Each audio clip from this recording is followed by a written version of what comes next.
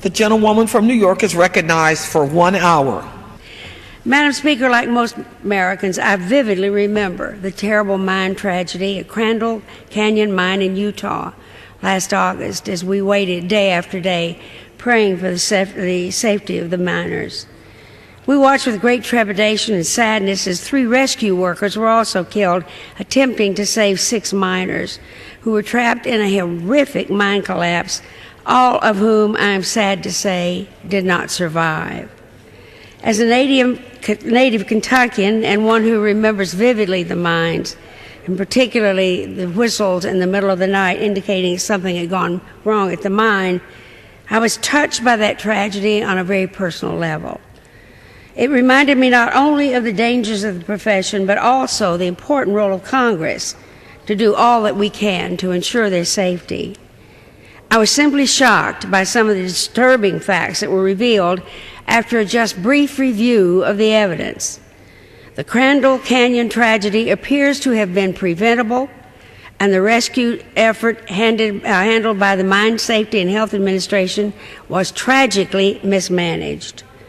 Following the tragedy, the New York Times and other publications reported that the Mine Safety and Health Administration failed to conduct the required inspections at 107 of the nation's 731 underground coal mines, and that the agency had misstated the number of inspections it had conducted, apparently to inflate its rate of completed inspections. How tragic that is when lives are at stake. Sadly, on the day of the accident, we saw that it was not NIOSH that was in charge of safety for the miners, but the owner, concerned only with his bottom line. Mr. Speaker, the evidence shows that despite significant progress over the last several decades, mining remains one of the most dangerous jobs in America. Mining fatalities occur at a rate more than 7 times the average for all private industries, far exceeding other dangerous occupations. Last year alone, 56 miners died on the job in the United States. Unfortunately, the tragedy at Crandall Canyon Mine was only the latest in a series of mine disasters, including 3 others last year, which combined claimed 19 lives. The Sago mine explosion, the fire at Aracoma Alma mine, and the Kentucky Darby mine. Madam Speaker, Congress owes it to the victims and to their families to perform a vigorous investigation to uncover what went wrong during these tragedies and how we can ensure that it never happens again. And I'm proud to say that we stand here today resolute in our promise to enhance the safety of our mine workers, bringing forth a bill that will aim to fulfill that pledge. The Mine Improvement and New Emergency Response Act, or H.R. 2768, will help to prevent future disasters as well as improve our emergency response should another tragedy occur. We took an important step last Congress, enacting into law the Miner Act, a bill intended to prevent disasters such as Crandall Canyon. However, the administration made it crystal clear that it did not intend to go any further or move more quickly than required under the Miner Act, despite new evidence that quicker action is necessary to ensure the safety of miners.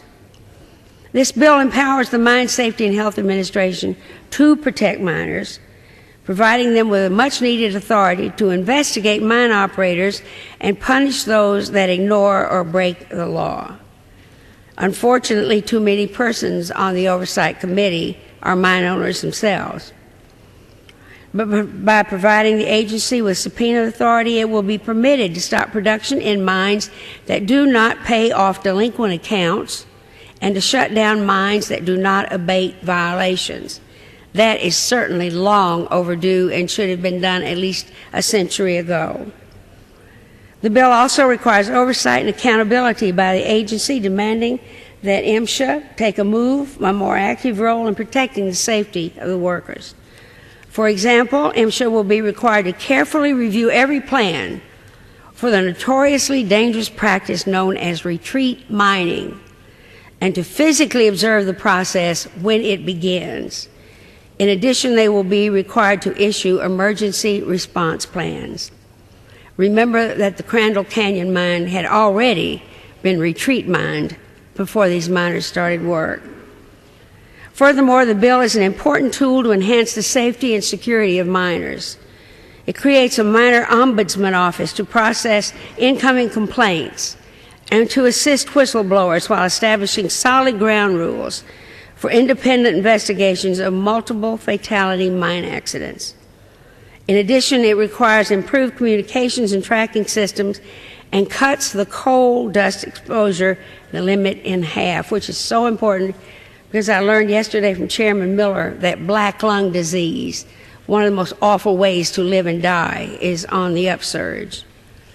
While this legislation takes groundbreaking steps to protect the miners, we still have a long way to go to ensure that mining no longer carries the ominous description as one of America's most deadly professions.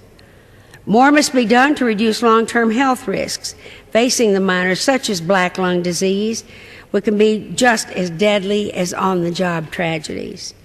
We must expand on the Miner Act until tragedies like Crandall Canyon are a thing of the past and the death toll ceases to rise.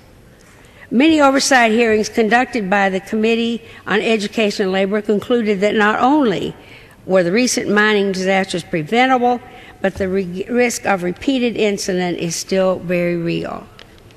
I would like to take a moment to commend the House Education and Labor Committee under the wonderful leadership of Chairman George Miller. It was Mr. Miller who leapt into action to take on this immense responsibility.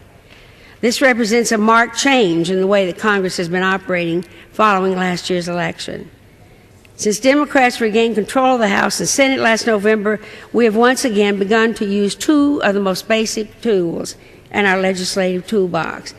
They are oversight and investigation, and today's bill is no exception.